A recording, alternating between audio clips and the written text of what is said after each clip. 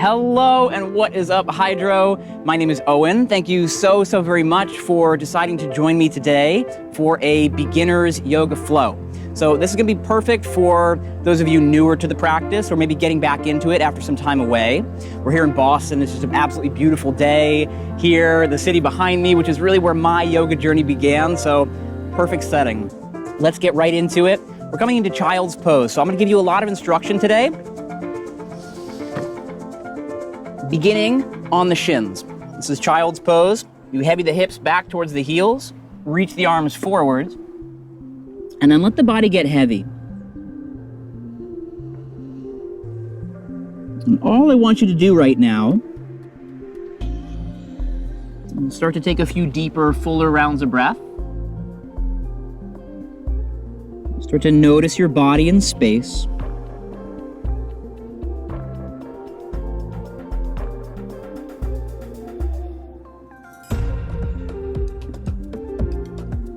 And so the thing with yoga, sometimes we get caught up in what does the shape look like? Am I doing it right?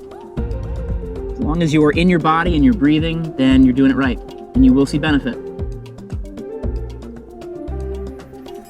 So from your child's pose, let's take just one more very full breath in. You can open your mouth and let that go. And then come up to all fours. This is tabletop. We're on our hands and knees. Stack your shoulders over the wrists and your hips over the knees.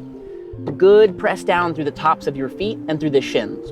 And on a breath in, find cow pose. So dip the belly and pull your heart forward. And then exhale for cat. So press the floor down, draw the belly in and round the spine. And again like that, inhale for cow, heart forward, tailbone lifts, and exhale, round, tailbone tucks. And can you just follow your own breath like that through the cat-cows? For a few more rounds here. And this is where we start to use the movement to help us really sync up the breath. So use the shapes and the movement in the spine to even out your inhales. Match the length of your exhales. Say 2 more rounds.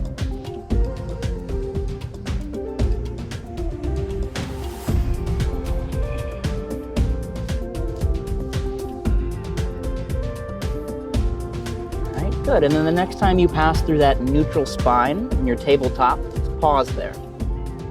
Take your hands forward just a couple inches. Tuck your toes under. Lift your hips up and back for downward facing dog. And then start to pedal the feet. You can bend deeply into one knee and then the other. Downward facing dog. There's a lot to learn about this pose. And it can take years to kind of feel comfortable in it, and that's okay. If you found movement, just pause for a moment. Here's a useful thing to think about. If you roll forward to a high plank pose, just notice if you have to adjust the heels to stack them over the toes. Once you find this distance, hands to feet, try to keep that and take your hips up and back. Now this can be a lot in the hands and the shoulders as you're kind of getting into the yoga practice. So if at any time you need to drop the knees, take a break, find that child's pose again, totally cool. In general, we're looking for a really long line from the press of the palms down and forward to the outer hips up and back. Okay, and from your downward facing, let's lift the heels up and then bend the knees. You can look forward. Let's take a little walk up to a forward fold. No rush. And then once you're there, top of the mat, feet are hips width distance. I want you to reach for opposite elbows and take what we call a ragdoll fold. So, generous bend in the knees here. And that helps the ribs to come a little closer towards the thighs. Let the head and neck relax completely.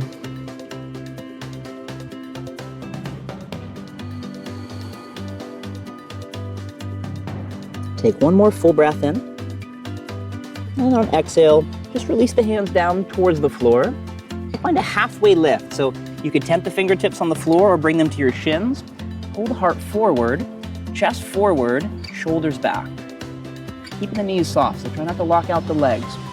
And then fold back down to the floor. So we'll add breath to that.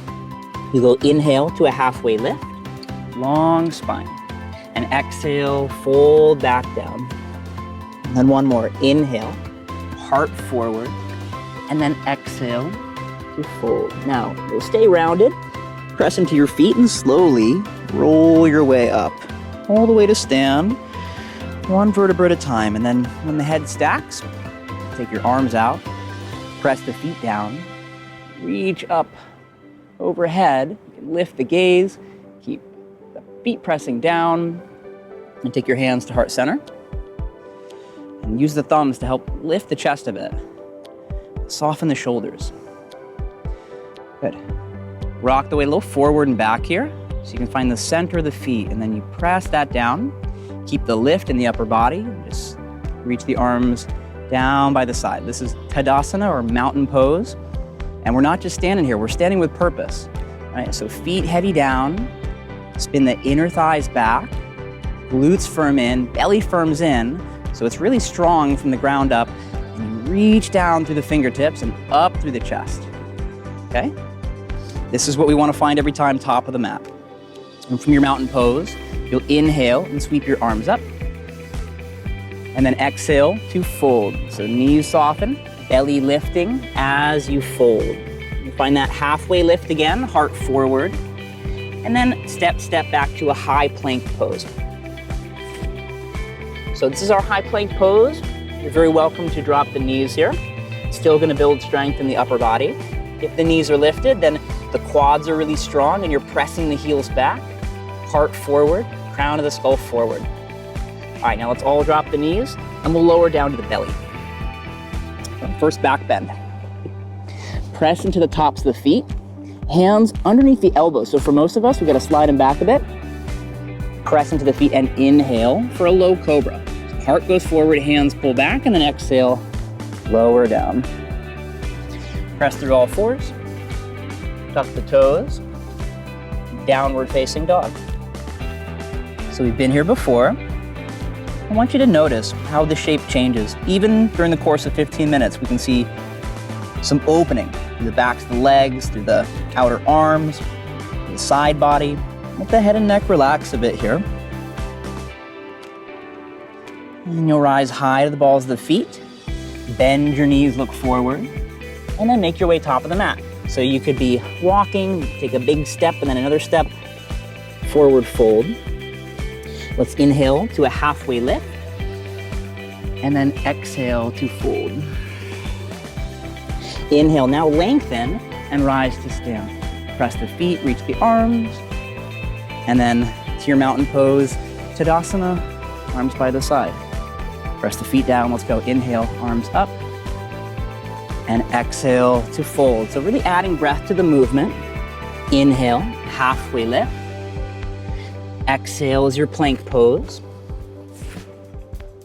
Again, knees up or down. And for this first one, let's drop the knees down. I want to show you the chaturanga shape, or the low push-up shape. So this is often called a vinyasa or chaturanga in class. Just so you know what's up, you're gonna bend the elbows and pause halfway down. And from here, you might come into upward facing dog. So for upward facing, it's just the tops of the feet and the hands pressing. Quads are lifting, outer ankles wrap in, and then downward facing is where we meet. So want to make it clear that in a yoga class, if somebody says take a vinyasa, take a chaturanga, or simply when you're moving from the top of the mat to the back of the mat, you're very welcome to take that upward facing dog, take the chaturanga. You can lower all the way to the belly, take that low cobra, or indeed you can take a cow pose, right? For that first shape we found on all fours. So you really can take what you want from this practice, take what you need. Let's inhale to lift the heels up, and then exhale to bend the knees. Top of the mat. Let's find a halfway lift, breathe in. Fold, breathe out. Inhale to rise, press the feet, reach tall, and then Tadasana mountain pose. Okay, last time through. Inhale, arms up. And exhale, fold. Don't rush this. Use the whole breath out. lengthen halfway, and then plank pose, step, step. So knees up or down, lower halfway or all the way, and then find your back bend. So it could be upward facing, could be low cobra, could be cow pose, and then downward facing dog is where we meet.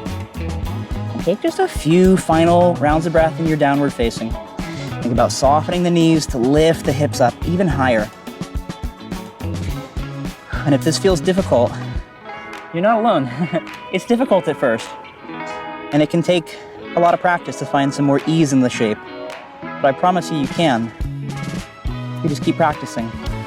Let's drop the knees down. Find that child's pose. So also want to mention here, child's pose seems like something that should feel comfortable, right?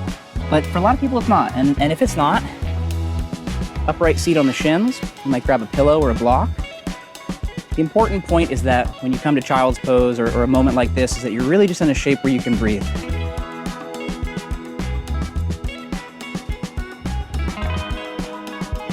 So just come back to that smooth inhale to match the exhale. I want you to notice here any effect of the practice so far, any effect of the breath and the movement and the focus.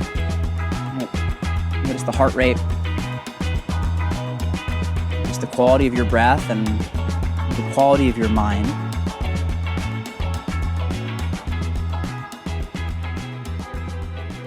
And it's really that simple. That's why I kept showing up to yoga, because it made me feel different, made me feel better. I think it's really important to notice when that's happening. Notice the shift. All right, let's meet on the back. So you'll come to your back, bend your knees, and plant your feet on the floor.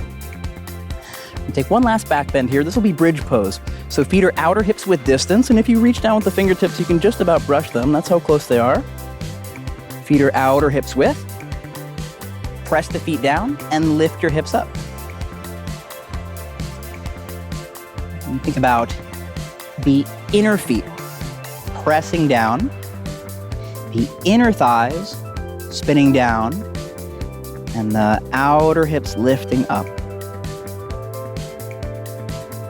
And you just stay for 3, for 2, and 1. Come on down, hug the knees up into your chest.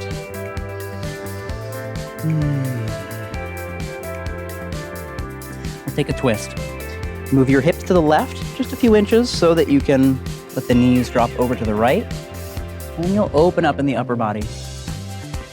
I like to use my right hand to pin down the stack of my legs.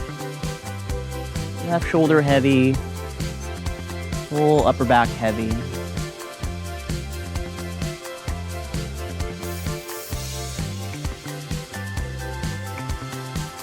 And every inhale, really try to fill the ribs. Every exhale, can you soften the belly? One more breath in. And let your exhale bring you back through center. And then second side. So hips to the right a bit, knees over to the left, and then you'll open up. It's another shape that you'll see you find more space in, and it can evolve with practice.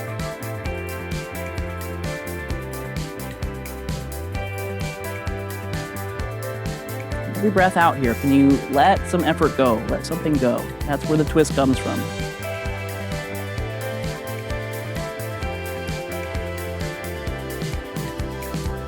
If any of this was frustrating, good. Like, I've been there. People say, I can't do yoga, I'm not flexible. That's like, I can't take a shower, I'm too dirty, right? We do yoga to get more flexible. And it's meant to be humbling, and that's so wonderful. Last breath in. And then let that go. Come through center. And then we'll set ourselves up for a final rest. We'll take the legs long out in front of you. Let the arms relax by your side. And just drop any effort. Drop any control of the breath. Any physical effort. Just let it go and rest.